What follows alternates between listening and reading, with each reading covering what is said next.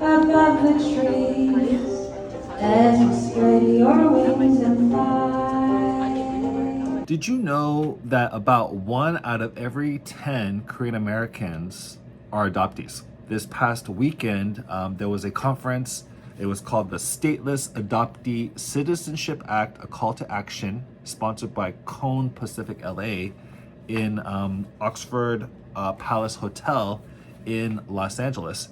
And I heard a story of a woman who just has gone through so much. My name is Emily Warnicki. I'm an international adoptee. I was adopted. Can you imagine being a grown adult, having always thought you were an American? You were adopted when you were a baby to an American family. You married an American spouse. You worked in the United States. You paid your taxes. And then later to only find out you're not an American citizen. Now, this is a very unique group of folks who are stateless. So they're not exactly American citizen, but they're not exactly citizens of Korea either. So what a tenuous situation to be in. So first of all, she must have been born at a time where it was very difficult for Korea and Koreans and for Korean women who had children. I don't think women typically want to give up their children, but there has to be a difficult situation where sometimes that would happen, I would imagine. And so she was adopted from Korea to the United States of America as a baby. So she was raised by Americans all through her life, thinking she's an American. She goes to our schools, our colleges, works in the United States, paying taxes, thinking she's an American. And now she's actually 60 years old, like in her 60s.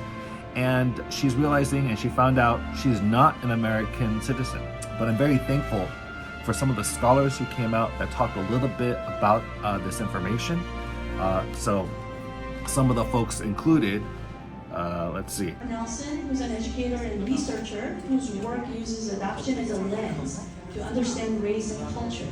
Her work has contributed to the build. Some of the folks included actually former adoptees who are now scholars in this area, including Dr. Kim Park Nelson, who is an educator and researcher around this topic.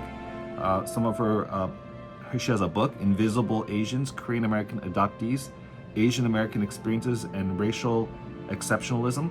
And then really pleased to see some of our elected officials wanting to take action on this and make it right once again, including elected official Adam Smith from the 9th District of Washington, Congress of the United States, House of Representatives.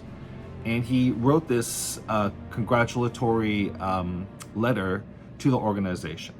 Though no fault of their own, there are an estimated tens of thousands of people in the United States who were brought here as children to be adopted, but never received citizenship status because of a gap in the Child Citizenship Act. So this is once again Representative Adam Smith. For years, I have worked to close this loophole and grant citizenship to impact adoptees, and the Korean Women's International Network has been instrumental in that work.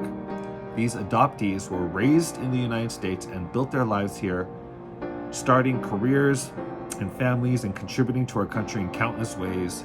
They deserve full access to their rights as American citizens, and that is why we must pass this bill, the Adoptee Citizenship Act.